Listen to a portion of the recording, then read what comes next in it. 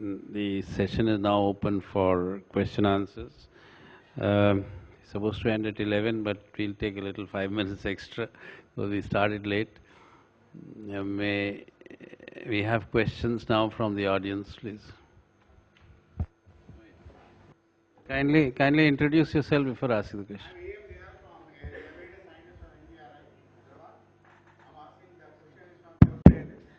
The water we are getting, the flowback water, when you are getting the arsenic or thorium or uranium as in a flowback water, what is the process you are doing to remove it? Because it's one of the difficult tasks to remove these elements from the flowback water.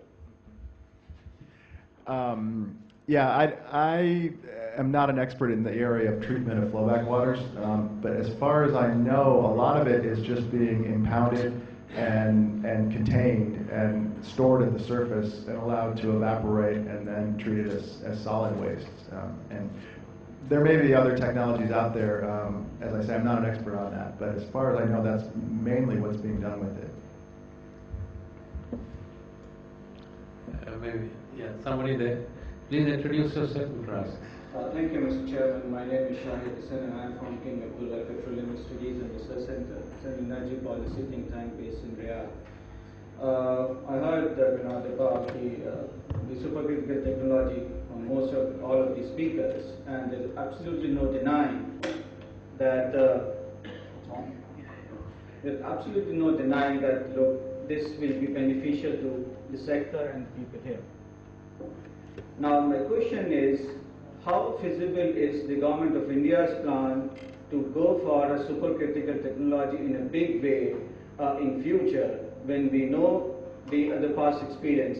In the 12th five-year plan, government wanted to add 50% of capacity using supercritical. We know the experience and the results before that. Now, in the 13th five-year plan, as Mr. Sinha also pointed out, nearly 92% capacity is expected to come from supercritical technology. But the questions and the issues before the countries are, where is the indigenous capacity to manufacture supercritical technology? BHEL, if you place the orders tomorrow, it will take minimum 3 years to get the turbines delivered. So if you are entirely relying on the import of technology, it may add to the cost. Second is, let's go back to the reform program of the Government of India in the past, and Mr. James talked about the role of the private sector.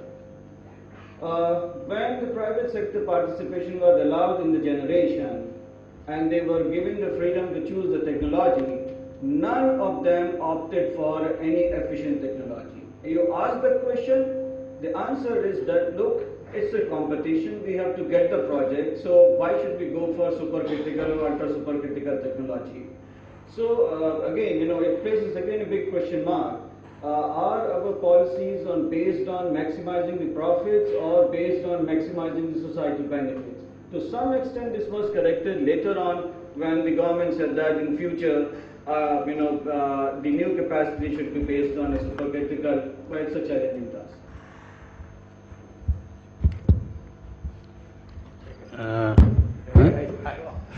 Who do you want the answer from? This is a table from the table what you are talking about. These are tables taken from CEA, and I find with my limited contacts with NTPC that they are going on these lines. Maybe not to the extent that it is projected, but hopefully 800 megawatt has already come. After all, it is a portion of the pressure and the temperature that what makes from supercritical. If it is 800, if it is 625 and 325, that places it in the supercritical. And some of the boilers have been manufactured here, and I am told that it is also being imported. So these answers could be precisely given by CEA. We are not competent to give this answer, but nevertheless, I am just giving you the idea that it may be possible to reach about in the manner as they are proceeding, because with the limited contact with NTPC. I think the question is basically to say whether the government is serious enough in what they announce as a policy. So would you like to answer this? No. We have Mr. Razdan, who is ex-Power Secretary. He may probably throw some light on this.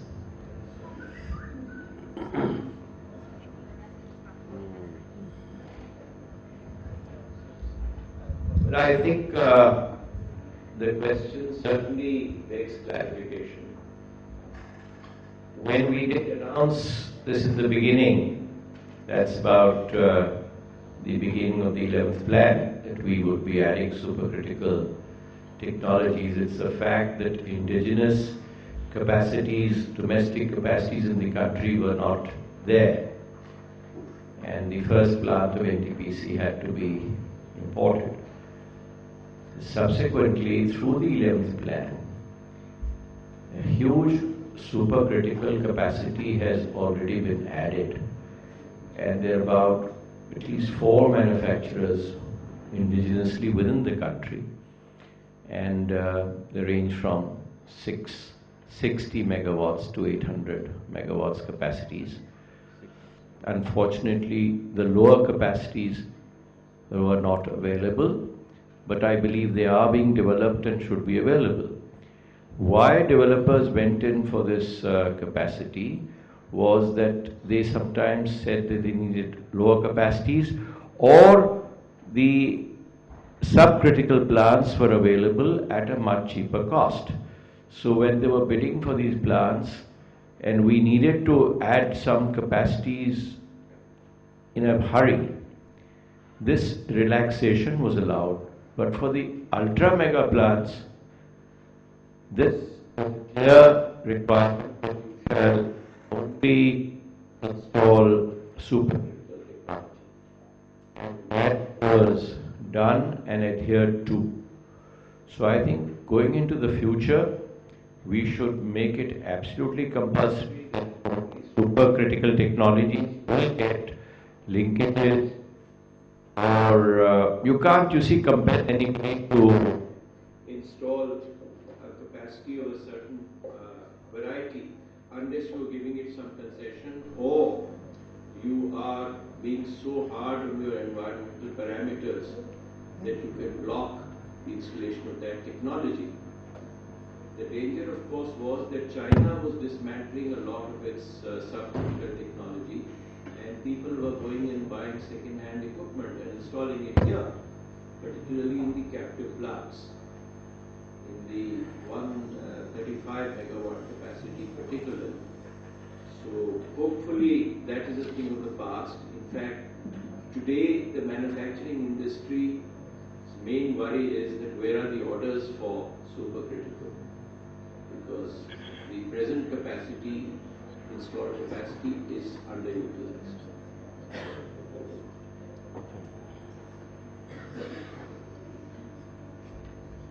Yes, my name is. Thank you very much.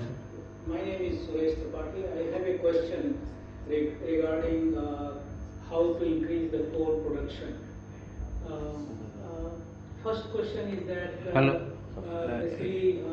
We are talking of increasing coal production. Yeah. But can you confine it to the issue of environment? Yeah. Okay. Just regarding environment, there are 3 questions. Basically, about the coal quality variation. Basically, when we do drilling, we basically unable to actually quantify the coal quality variation over particular space. So basically, in Australia, we use geostatistics to quantify coal quality variation over various grid space, and then we use geostatistics for coal resource estimation to increase the coal confidence. And then we apply geometallurgy, which is basically a new subject which is not taught in India. Geometallurgy basically we apply to integrate geological variation into the metallurgical performance. So my question is that how that actually in fact reduce the environmental impact because of the latest tools implemented into the directed drilling techniques which optimize the drilling, and then it actually also quantify the quality of coal, because when we are going to mine, we are not sure what sort of quality we are getting, basically because we don't have a very accurate resource classification international standard. So, and then we apply geometallurgy to quantify risk at various stages. So my question is that I would like to introduce two new tools in India, geostatistics and geometallurgy, to integrate the whole process from exploration to production, also quantify the risk, and also optimize the whole process in order to reduce the environmental impact. What India is thinking of applying these two tools, geostatistics and geometallurgy?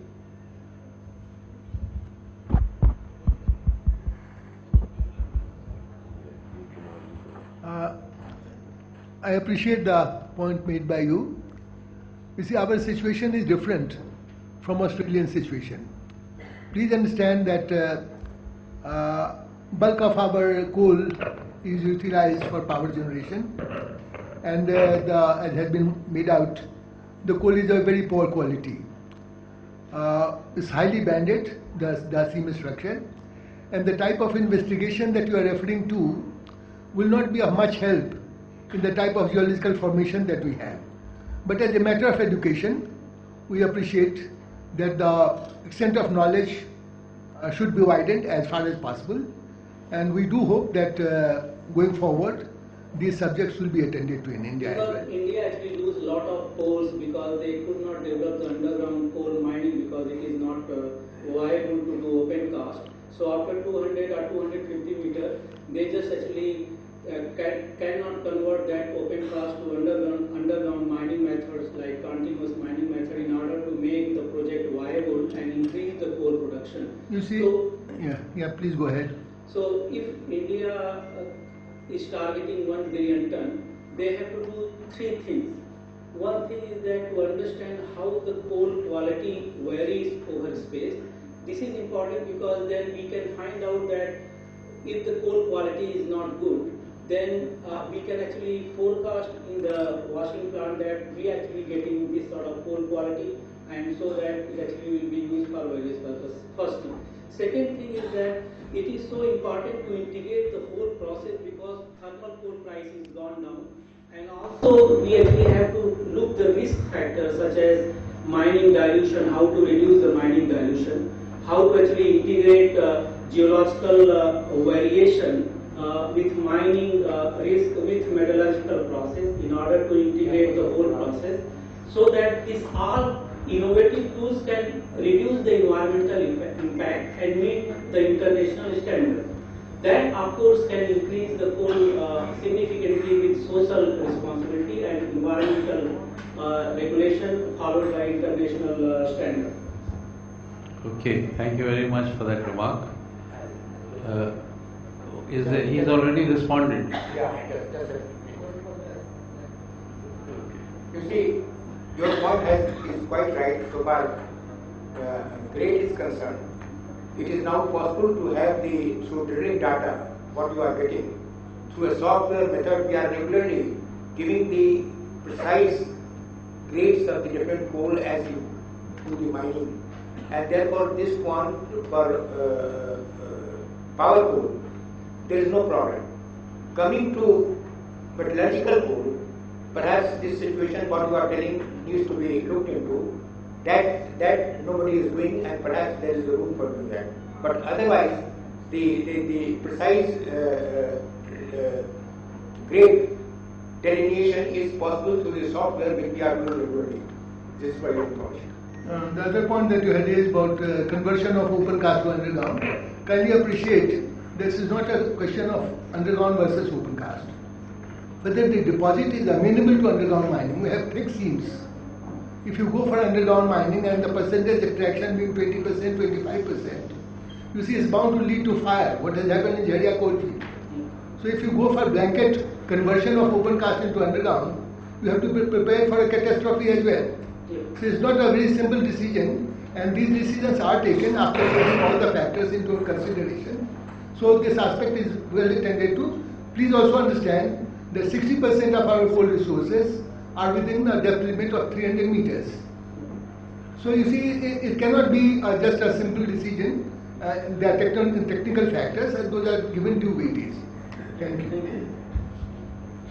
Any more questions? Last one. Sir, good morning. This is Dr. Sridhar, Senior VP Environment, Bhushan Steel Limited. When we talk about coal environment, there is biggest environmental issue, fly ash handling. In India, government released one notification regarding fly ash utilization in 1999 that in 5 years we will achieve 100% fly ash utilization. But till now, the status is that we have achieved only 35-40%. So nowadays, one viable option is being considered that we can put this fly ash into mine void. But biggest hurdle is that till now, what I have heard and read also, that till now, no coal mines have been declared as closed coal mine. All are abandoned. And till coal mines are declared closed coal mine, we cannot fill the ash. And second question is that what is the adverse impact or positive impact of the ash filling into mine void? Since foreigners experts are here, so I would like to know from them.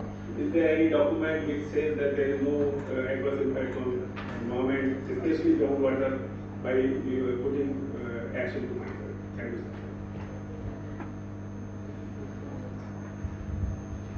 You see, even if the mine is not declared to be closed, if adequate space has been created for backfilling, the ash filling can be done. There is no technical difficulty in that respect.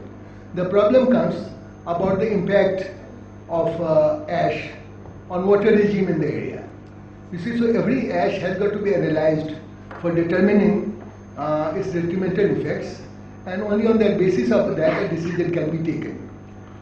It was probably your company which got approval for ash filling in Talcher coal field. Yes, sir. For last 1 year we are filling also. Yeah. But now there is question that there appears somebody is complaining there will be adverse impact. So we have collected some data of US, especially 2024 documents that there is no adverse impact. And now MOEF has advised NEERI to conduct one long-term study to see that impact. So the progress is being made, yeah, and it's on the right lines. So I believe that we don't have time. We would have gone on for more questions. Well, I think it has been an interesting session. What again I would like to draw conclusions from what has been said. First of all, I think whether it's peculiar to this country or not, I do not know. But when we say that coal is use is leading to a lot of pollution by burning it and using it for power generation, then we have a tendency to jump to the ultimate and say, okay, let us use only that which is totally non-polluting. And we say that let us have a huge amount of solar energy, we have wind and we have nuclear and so and so. And we tend to leave it at that and say, okay, let's start moving in that direction in a fast way and we'll achieve everything. Fact of the matter is that in real life or real situations, this doesn't happen so easily. There is a very long transition period. And this transition period, we have to have solutions to see that the current use of coal is then done properly. Whether we use, say for example, gentleman there said that we've been talking of supercritical power plants to come in and we have failed in successive plans to implement it. It is obviously a depiction of a situation where the government itself is not willing to take harsh steps to ensure that. There is a compromise being made at some stage where you are against, say, economic viability or cheaper power or something like that against what is environmentally the correct approach. Nothing prevented the government, I would say, looking in hindsight, to say that give a time period like it has been done in other areas in environment. A certain time period was given that you got to get rid of, say, certain use of certain products like the CFCs and things. There were certain time periods given in the international forums, and these had to be adhered to. Nothing prevents the government from saying that, okay, a certain kind of plants, a certain age of plants, certain capacities, a certain type of technologies declared obsolete and must be retrofitted within the next 5 years or so. Nothing prevents the government from taking that stand and ensuring that you move into better technologies. Secondly, we've been talking of conversions. We've been talking of coal to gas or coal to liquid and saying that this is perhaps a cleaner way of using it. There is no incentive, there is no pressure, there is nothing within the government today which forces anybody to move in that direction. The best example I can say is coal washing. We've been talking about it for more than a decade. But where is the push? Where is the compulsion to do it? We just say, okay, increase the 1000 kilometer to 750 and to 5. I have a feeling even that will be violated, as 1000 is being merrily violated even today. So you have to have a kind of an arm twisting, or you could have some harsh measures to ensure that happens. We can fall back and say, I've been in coal sector, I know that monitoring or surveillance in that sector is extremely weak. Even if you decide to do something, you probably will find it very difficult to monitor and to force. But at least as a policy measure, the government can come forward to say certain things which ensure this. For example, only 2-3 days ago I was discussing this matter with the persons who are working with the Coal Preparation Society. And they came up and said that why can't a policy be there that the waste coming out of washeries should really be waste. It should not be sold. It should be used in any other form, but it should be waste. So that there is a compulsion to ensure that the washing capability or the technology use of washing is the best. Today, you look around and you just say, okay, I want this much of recovery. Now you can do it in 5 different ways using the worst technology and the best technology. But which is the one that you want? You go to 80%, perhaps you cannot never use the worst technology, you have to go for the best technology. These kind of compulsions as policy measures are not emerging. These kind of incentives from the government are not emerging. And that is, I think, the message that needs to go if we are to ensure that coal is used in a manner which is least damaging to the environment. Apart from the fact, I was very happy that Jeffrey raised this issue of subterranean water. We've had,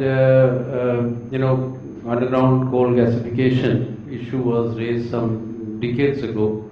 Experiments were tried out, and the same issues came up about what would be the impact on underground water. And I'm happy that today we are looking at solutions, we are trying to find, and it was heartening to hear that so far, as far as shale is concerned, the cracking or fractionation that is done has not produced that amount of contamination of underground water. We hope that we can go to deeper depths and ultimately move into maybe gasification, underground gasification as well. With these words, I would like to thank the panelists who have put forward their viewpoints, and the questioners, the people who raised questions. And with that, I would like to conclude and thank the organizers for giving us this opportunity.